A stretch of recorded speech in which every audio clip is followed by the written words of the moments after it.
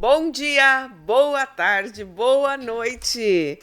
Sejam todos bem-vindos. Nós queremos dizer a você que hoje temos um lindo dia, uma linda segunda-feira. E é sempre bom nós reiniciarmos a semana ouvindo e vendo hoje, né, a palavra do Senhor. Então, quando você estiver, onde você estiver, porque nós entendemos que muitas vezes você não consegue estar dentro do horário ao vivo, mas pode estar em algum outro momento, o que de fato tem acontecido com os nossos podcasts aqui do MBCV.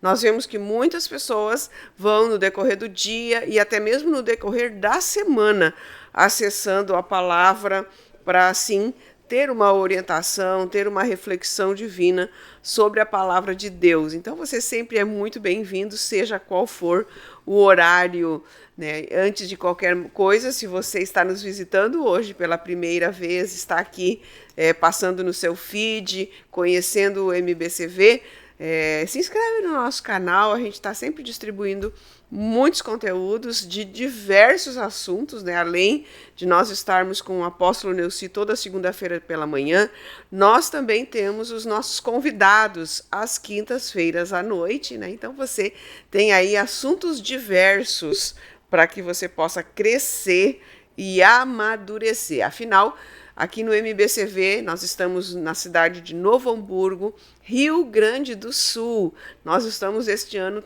contemplando a palavra sabedoria para a gestão da vida. Então, nós estamos em todos esses conteúdos que vão fazer esse arcabouço que nós precisamos para gestar a nossa vida. Então, bom dia, apóstolo Neuci, tudo bem? Bom dia, pastora Eliane, bom dia a todos que nos assistem e os que vão voltar a assistir também, pois tudo isso fica registrado. Que Deus conceda um lindo dia e a maneira que você vê, você reage. Então procure acordar, dar cor ao dia, que você terá um dia mais colorido, um dia melhores perspectivas, porque se a gente não procura a beleza, olha, a beleza não se expõe muito. O que está ultimamente se expondo são os negativismos, aquilo que não é bom, pois há um governo maligno querendo tomar o poder em todas as áreas da vida. E nós precisamos resistir, porque é sim na prática do bem é que a gente vai vencer. E é na maneira que olha a vida que a gente vai tirar o melhor dela. É isso aí, olha que palavra bonita, né? A beleza não se expõe, olha aí, bacana. Então, gente, nosso último MBCV Cast, nós estivemos, eu e o apóstolo, conversando sobre fé e a questão de que o quanto é importante a nossa fé ser colocada em ordem, porque nós abordamos o assunto de que muitas vezes as pessoas precisam materializar a fé, as pessoas precisam de um elemento visual. E hoje parece que essa geração que está vindo agora nas igrejas, se não materializar a fé, eles não conseguem entender Deus, né? Porque entendem que se não tiver um elemento visual para ver e para contemplar e para adorar, então não conseguem entender a fé, não entendem o contemplativo, podemos usar essa palavra, né? Então a gente trabalhou um pouquinho sobre esses assuntos, né? E a gente vai dar uma certa continuidade nesse assunto, porque eu creio que é muito relevante. Existem muitas pessoas, e talvez você que está nos ouvindo e vendo hoje seja uma dessas pessoas que está confundindo a fé com a barganha, a fé com a materialização de algum elemento que você possa adorar. Então é muito importante a gente esclarecer isso. Pastor, dentro desse assunto de materialização da fé e dessa necessidade que essa geração tem de enxergar alguma coisa para crer ou de ter que dar alguma coisa para que receba algo de volta,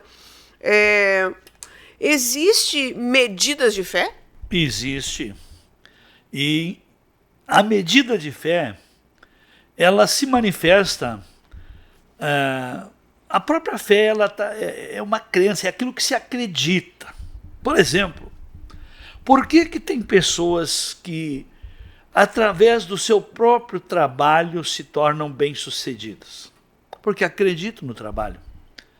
Nós encontramos, às vezes, no mesmo setor, pessoas trabalhando, fazendo a mesma coisa, resultados diferentes.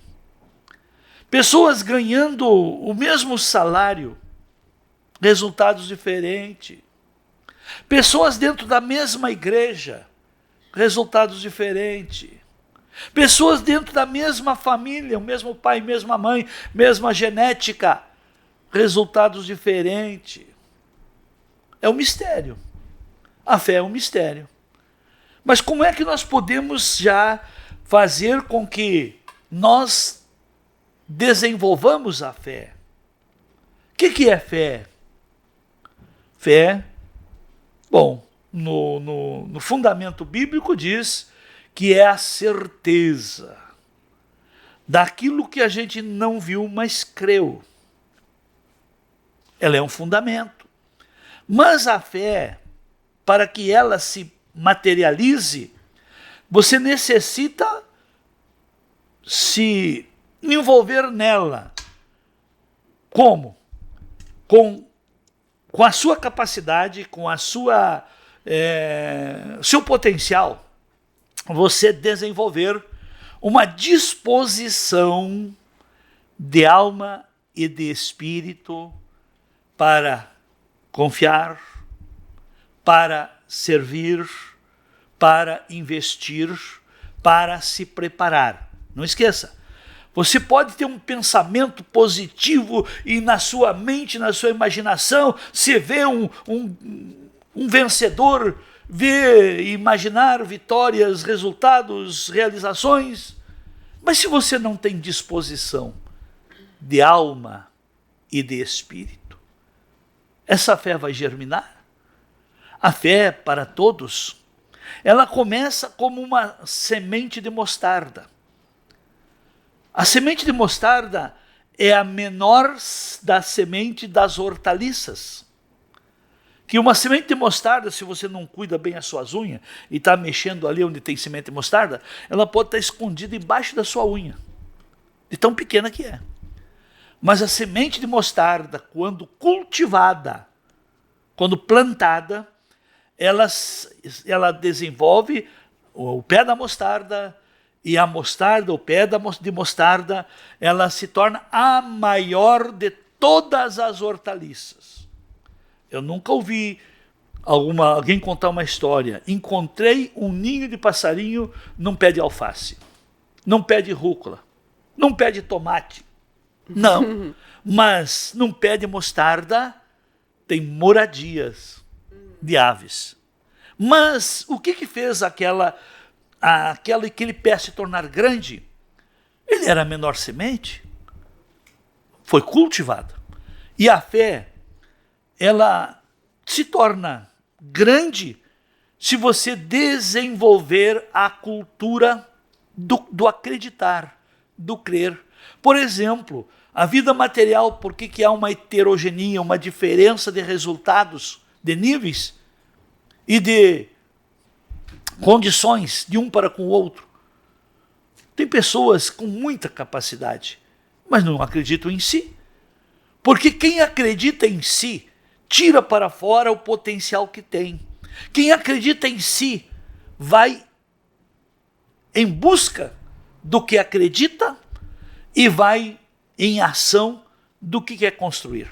Desenvolve ações, descobre o caminho, ele vai à luta. Quem acredita.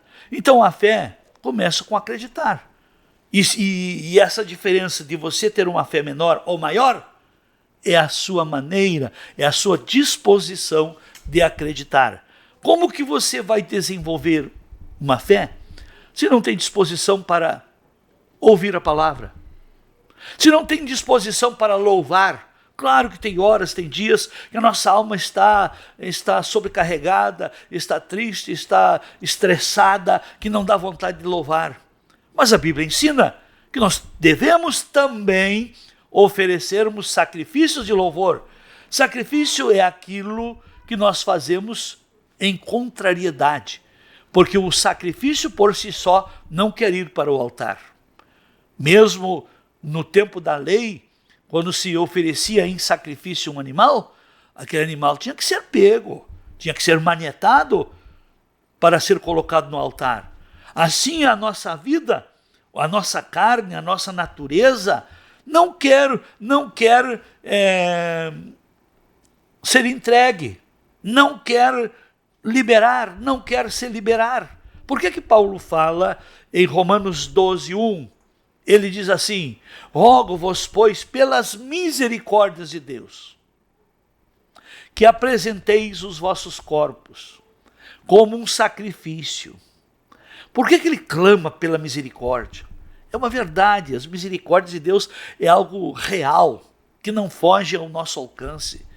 Ofereça um sacrifício que, no você oferecer seu corpo como sacrifício, você vai desenvolver a sua alma, porque através da oferta do corpo como sacrifício, você descobre algo interessante que chama-se culto racional. Fé racional.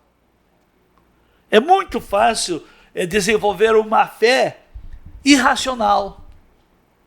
Uma fé irracional, até você pode acreditar no que a Bíblia dá como promessa, mas isso não é para mim. O meu ministério, se Deus tivesse me mostrado aonde eu iria chegar, eu não teria acreditado. Mas o meu chamado continuava latendo, batendo, insistindo, me cobrando. E o que eu fui fazendo? Planejei um ministério por tempo, por etapa, etapa de vida? Não. Eu fui atendendo necessidade, e quem anda por fé, se simplesmente atender e viver e suprir a necessidade do dia, e ele não ficar devendo no cumprimento desses deveres, a sua fé diariamente vai sendo desenvolvida. Muitos desafios do dia, mas é impossível. Mas eu fazendo a minha parte, se torna possível. E se foi além do que eu imaginava que poderia, minha fé já cresceu. Por quê? Porque eu não me assustei, eu não me omiti, eu não desanimei, eu continuei com disposição de alma e de espírito, mesmo achando que era impossível para mim. Mas não importa. Fé é fazer aquilo que humanamente é impossível. Mas não desistir, porque fé está ligado a uma força, a uma ordem que vem de cima, e o que vem de cima é superior ao que é terreno. Muito bem, olha aí. O pastor falando, eu estava pensando, existem muitos segmentos hoje de autoajuda, né, pastor? Que é o que hoje está, assim, atingindo todas essas pessoas com... Ali, eu não posso generalizar, mas aí os de 25 a 35, eles estão todos em cima dessa questão da autoajuda. E o humanismo, eu creio que ele está fazendo isso. E uma das coisas que é pregado, se assim a gente pode falar, né, sobre isso, é que você precisa acreditar em si mesmo. E aí você começa a... E é interessante que muitos deles, talvez a maioria deles, se utiliza até mesmo de coisas bíblicas, né, de temas bíblicos, para dentro do humanismo buscar essa questão da autoajuda. E uma das coisas é você precisa pensar positivo. Você precisa acordar de manhã, repetir alguns mantras. Eu sou bom, eu vou ser feliz, o meu dia vai ser incrível, o universo está ao meu favor. E aí se começa a se evocar, né, algumas palavras, porque segundo os segmentos a palavra tem poder, e de fato a Bíblia diz isso, né? Então por isso que eu disse, há uma mistura, né, um sincretismo, vamos chamar assim de sincretismo, né, onde eu começo a misturar algumas questões para que eu possa ter um benefício próprio. E eu tenho, muitas vezes eu assisto alguns falarem, psicólogos principalmente de outros estados, né, onde falam assim, se não é bom para ti, manda embora. Se isso não tá bom, sai fora. Quer dizer, é sempre, nunca se busca as verdadeiras situações interiores. Sempre assim, ó, me elimina de eu ter qualquer tipo de problema. Se aquela situação, que é justamente o contrário do que o senhor está dizendo, né? Se tem um problema, não é que eu vou ser solução, eu quero que se elimine da minha vida, eu quero que fique longe da minha vida, né? Porque eu preciso me preservar. Essa é hoje a maioria dos segmentos está ensinando isso. Eu não quero isso para mim. Para mim, não. Eu não quero isso. Quer dizer, é uma geração que está tirando toda a possibilidade de ser solução, porque não quer ser solução, quer que as pessoas saiam, que os problemas saiam de perto, né? Então, que é tudo o contrário do que o senhor falou aí agora, né? Dessa questão de buscar responsabilidade para si, dessa questão de saber que cada um tem o seu papel, que nós temos que acordar pela manhã e entender que foi Deus quem nos deu aquele dia e que nós temos a nossa parte nesse dia, né? Por isso que quando o autor da carta a Hebreus diz que a fé é algo que não se vê, né? É justamente isso, eu não estou enxergando as possibilidades, eu não estou enxergando as soluções, eu não estou enxergando, mas eu creio, né, nas coisas que não vejo, porque eu sei que Deus é capaz, que Deus é suficiente para restaurar, para trazer solução, para me dar aquilo que eu não tenho. Então hoje a gente tem uma igreja, pastor, e isso é uma questão de se refletir sobre isso. Uma igreja que quando ouve o evangelho, quando vem ao culto, ou quando ouve o culto via online, sei lá, ele vem já com essa mente pré-programada de que tem que ser bom para mim, eu preciso ser o consumidor do negócio, essa palavra que está sendo dita, ela precisa restaurar e refazer minha vida, né? Então é complicado essa nova geração até para pregar o evangelho, né? Muito difícil. Eu passei por essas crises também, mas até eu chegar a uma conclusão comigo mesmo. E uma das palavras que me chamou muito a atenção, por exemplo, uns 20 e poucos anos atrás, quando começou a se evidenciar muito sobre bênçãos e maldições, e principalmente maldições hereditárias. Então, todo mundo vinha atrás de descobrir qual é a maldição que ele traz como herança. Olha, isso aí ficou até desgastante, até eu começar a entender. Se a maldição tem poder, o que é a maldição? É a consequência de uma desobediência. É a punição por uma desobediência. E ela tem poder. E ela continua dentro da família. Mas quando eu me acordei que o poder da palavra de maldição exercia resultados, peraí, e o poder da bênção? Nós estamos aí por causa do quê? De uma palavra de bênção dada a Abraão. Promessas feitas a Abraão. Faz com que as promessas feitas a Abraão, nós fazemos parte dessa aliança. O Senhor fez uma aliança com Abraão. E os que são da fé são filhos de Abraão, herdeiros de Abraão. Fazem parte da mesma promessa. Mas observamos que todas as promessas de Deus, ela está reservada como recompensa para quem acredita. Por exemplo, se você acredita na maldição, vai vir maldição. Mas se você acredita na bênção, você tem um caminho, um espaço, você tem a oportunidade de reverter, de você ser bênção. E é interessante, a graça de Deus, ela tanto confirma na sua vida o que você fala, de bem ou de mal. Palavras são sementes, têm poder de vida e poder de morte. E quando eu comecei a ver o poder da fé nos malditos, da fé dos malditos, porque quando uma pessoa faz um despacho a pedido, por causa de ciúme, de inveja, porque se despeitou com alguém e deseja a desgraça desse alguém, oferece um sacrifício para prejudicar aquela pessoa. Eu acho engraçado que para a prática do mal e desejar o mal ao próximo, muitos até oferecem sacrifícios, pagam, encomendam trabalhos para o mal. E não é barato. E sai caro. E o pior que não é 100% certo.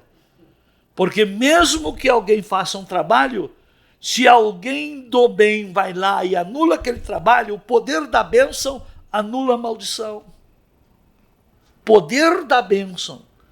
Então, tem muitas situações que eu já tratei, e a pessoa está debaixo de uma opressão maligna devido a uma maldição que lhe fizeram. Eu desfiz a maldição. Bom, enquanto não fizerem uma nova, tu está livre. Mas você também tem que aprender a praticar o bem, porque o mal se vence com a prática do bem.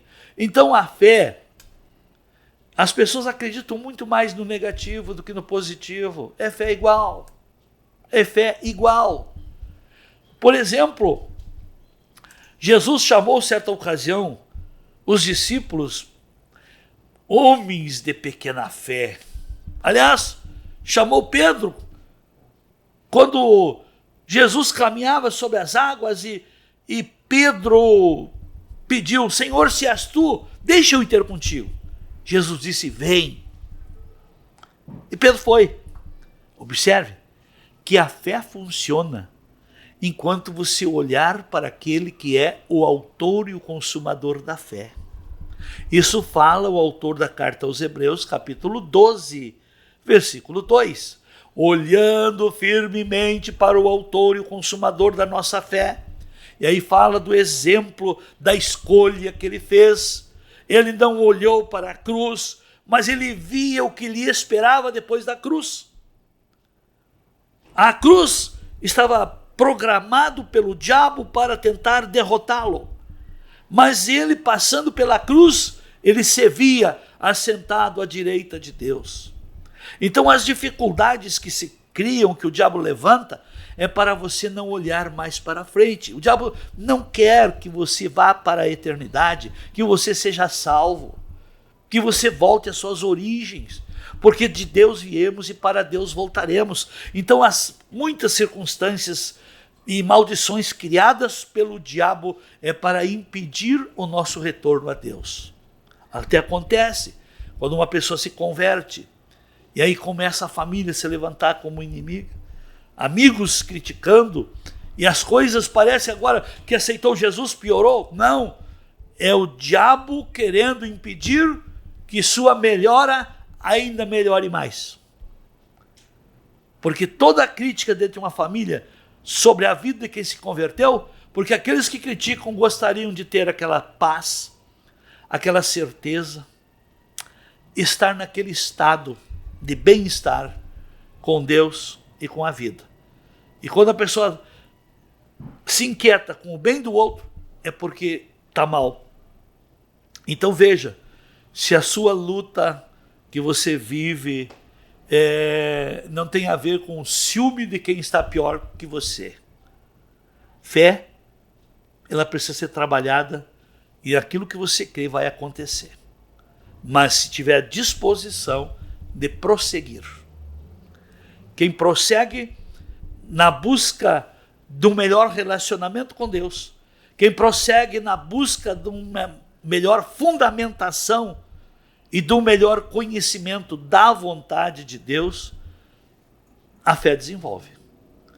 Pedro, enquanto olhava para Jesus, caminhou sobre as águas, mas ele olhou para a capacidade dele. Eu andando sobre as águas e olhou para as águas, afundou.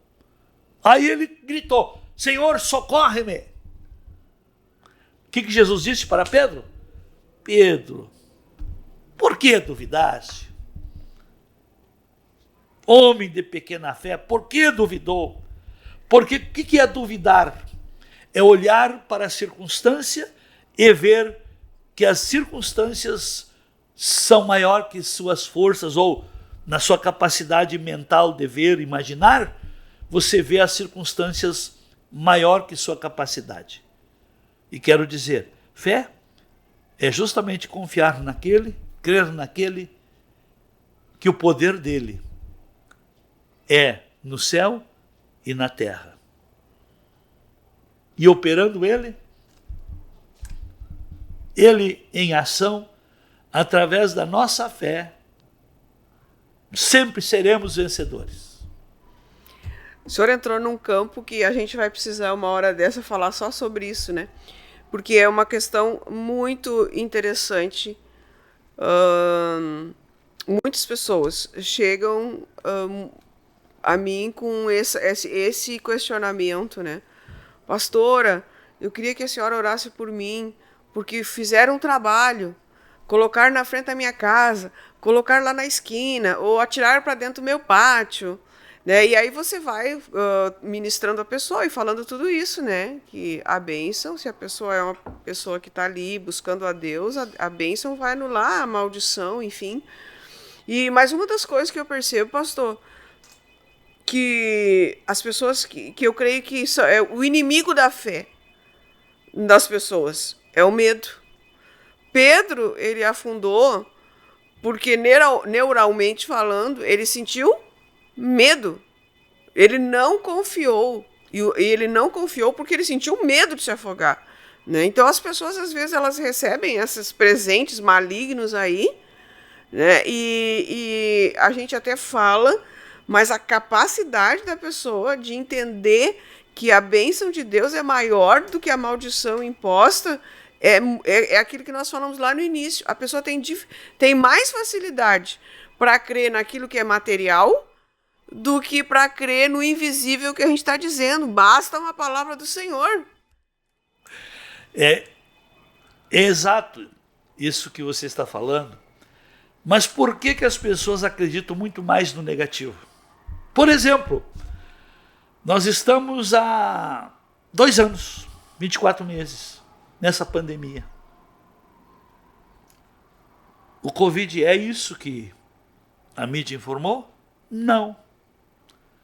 Mas uma pessoa que se deixa atingir, adoentar pelo medo, ela se fragiliza. O seu sistema imunológico trava. Então, tenho desde o começo, esse vírus, ele é ideológico. Isso foi programado e faz parte da nova ordem mundial. E a nova ordem mundial é para eliminar uma boa parte da população, porque tem mais gente sobre a Terra do que a Terra possa produzir para alimentar todos. Então desenvolveram isso para eliminar idosos e pessoas com problemas de saúde. Então as pessoas que têm problema de saúde são vítimas fáceis. Mas pastor, por que tem morrido gente nova? Porque tem gente nova que foram criadas pela mãe, principalmente, dando tudo o que a criança gosta, não o que ela precisa. Tem crianças já com diabetes. E a diabetes era uma doença, tá, que aparecia lá no final da vida. Que se durante a vida ela comeu mais açúcar do que o necessário, tá, ela fica complicada. A hipertensão era uma doença para velho. Mas a causa da hipertensão comiam mais sal do que o necessário. Hoje tem criança que vai lá fazer um lanche e já quer o potezinho do sal, botar mais um sal. E logo já está com hipertensão, ou só come doce, não come salgado, não come frutas e saladas, e aí vai destruindo a saúde, a sua capacidade física. Então essa doença, ou esse vírus ideológico, vai sim tirar do caminho. Estamos numa tréguazinha agora, mas logo já vem algo mais forte para ir eliminando todos os que têm problemas congênitos, que não cuidaram da saúde. Eu passei por isso aqui e sempre falei que é um vírus ideológico e eu não tenho medo dele. Peguei esse vírus devido a um estresse do meu corpo, que o corpo, quando está estressado, pega a gripe com facilidade, mas eu não vi risco nenhum, perigo nenhum, não vi nada. Vi simplesmente necessidade de eu descansar o meu corpo. E como fiz, voltei às atividades, e os de fora achavam que eu ia ser uma vítima do Covid. Não. A pessoa não é vítima do Covid.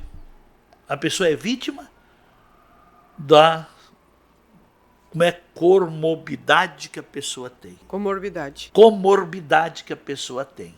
E a comorbidade que a pessoa tem a ver, mamãe, com o alimento que você dá para o seu filho, que você ensina ele a comer, porque ser mãe e manifestar amor, viver dentro de uma linha de afeto e de muito apego um ao outro, não é dar e fazer toda a vontade da criança. A criança, depois de provar doce, só quer doce. E aí? Tem que cortar.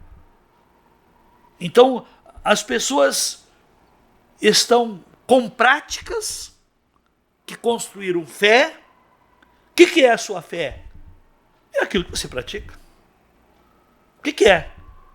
Você pratica o pecado? Você acredita que o pecado é a solução para a sua vida. Então aquilo que nós andamos pela fé que temos. Eu respeito a liberdade do outro pela fé que eu construí, pelo ensino que eu aprendi. E eu tenho que viver dentro da minha fé. E ninguém vai além da sua fé. E cada um vive pela fé que tem. Então o próprio desregramento foi construído por uma fé errada, achando que doce é suficiente, achando que viver a vida cantando é suficiente, viver a vida passeando é suficiente, viver e desperdiçar as fases da vida não tem nada a ver. Tudo aquilo que você vai além ou fica aquém, lá na frente vai ficar aquém ou vai estar com área queimada. Isso é fé. Acreditar nos princípios que Deus deixou, nos mandamentos que Deus deixou, para nós nos construir com saúde e com existência eterna. Olha só, é isso aí. A vida vai cobrar a conta. Cobra mesmo. A vida vai cobrar a conta da falta de fé, da falta de organização, da falta de... Enfim... Então, colocar a nossa fé em ordem. Coloque sua fé em ordem. Estamos no final, estamos terminando esse nosso MBCVcast. Se você gostou desse conteúdo, se existe alguém na sua casa, na sua família, que você conheça e que precisa ouvir essa fala. Claro, a gente sempre diz assim, a gente sempre acha que é para o outro, né? Não, primeiro ela é para você. Depois você pode se utilizar para levar para uma pessoa que está vivendo um momento difícil na vida, que até dentro dessas questões de maldição hereditária, está aí num conflito, né? Não consegue o exercício da fé diário. Então, aí sim você pode compartilhar esse conteúdo para que as pessoas possam ter um esclarecimento sobre esta área, né? Então, queremos solicitar isso, que você compartilhe com quem você acha importante, se isso faz sentido para você. Pastor, última palavra para nós encerrarmos o nosso MBCV Cast. Vou continuar esse assunto na próxima segunda-feira. Aí tem muita lição prática, não podemos encerrar por aí, porque são as ilustrações que nos acordam. Por que Jesus ensinava por parábola? O que é uma parábola?